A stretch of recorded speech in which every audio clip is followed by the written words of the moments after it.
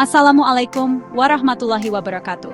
Halo mahasiswa Teknik Informatika Universitas Negeri Gorontalo, khususnya yang saat ini sedang mengambil mata kuliah Analisis dan Desain Sistem Informasi. Semoga kalian semua dalam keadaan sehat dan semangat belajar. Apalagi kalau sudah membahas topik-topik yang sering kita temui di dunia nyata, apalagi dalam kehidupan kampus, organisasi, bahkan usaha-usaha kecil berbasis digital yang banyak kalian rintis. Pada video kali ini, kita akan mulai masuk pada bagian awal dari proses analisis kelemahan sistem, yaitu pendahuluan dan identifikasi masalah. Ini adalah fondasi penting sebelum kita melangkah lebih jauh ke tahap desain sistem informasi. Kita mulai dulu dengan pertanyaan mendasar. Apa masalah yang harus diselesaikan dengan sistem informasi? Pertanyaan ini bukan basa-basi. Ini inti dari kenapa sistem itu dibuat. Coba kita ambil contoh sederhana. Di kampus kita, pernah tidak kalian merasa kesulitan mengakses jadwal kuliah yang sering berubah, tapi tidak ada sistem informasi yang memfasilitasi update real time? Nah, itu adalah contoh masalah nyata. Banyak sistem informasi dibangun, bukan karena keren atau sekadar ikut tren, tapi karena ada masalah yang mengganggu proses kerja, komunikasi, atau pelayanan. Lalu lanjut ke pertanyaan kedua. Apa penyebab masalah tersebut? Mungkin saja penyebabnya adalah sistem manual yang masih dipakai, kurangnya integrasi antar sistem, atau bahkan karena tidak ada standar operasional yang jelas. Dalam konteks kalian sebagai mahasiswa TI di Gorontalo, coba refleksikan ke aplikasi-aplikasi kampus atau bahkan sistem administrasi di organisasi mahasiswa. Seringkali sistem ada tapi tidak efektif. Kenapa? Karena akar masalahnya tidak dianalisis secara tepat. Kemudian, yang tidak kalah penting, siapa yang menjadi end user dari sistem ini? Seringkali kita membuat sistem, tapi lupa siapa yang akan menggunakannya. Apakah itu dosen, mahasiswa, staf administrasi, pelanggan, atau bahkan masyarakat umum?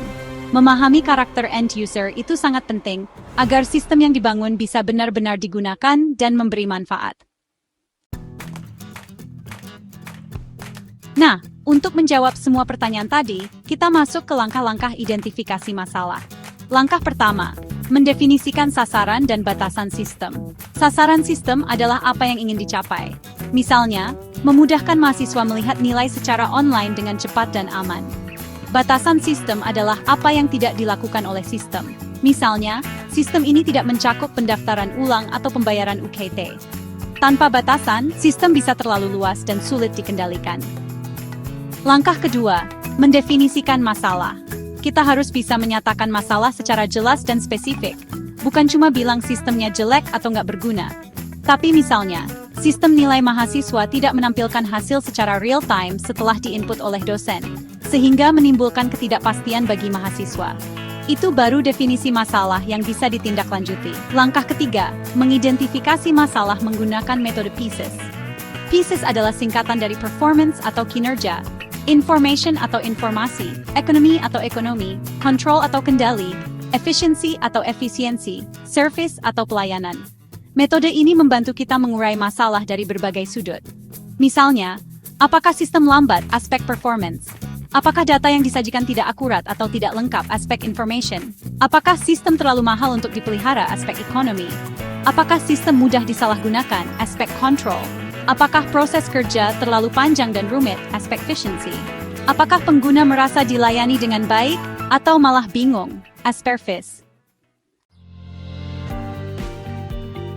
Untuk kalian mahasiswa TI di Gorontalo, banyak sekali peluang mengasah analisis kelemahan sistem ini di sekitar kalian.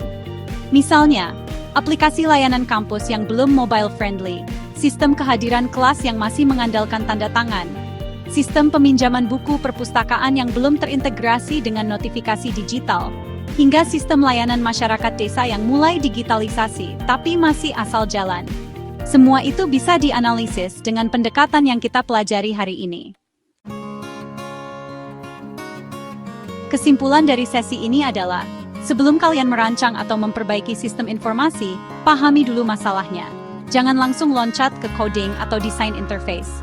Gunakan pendekatan sistematis.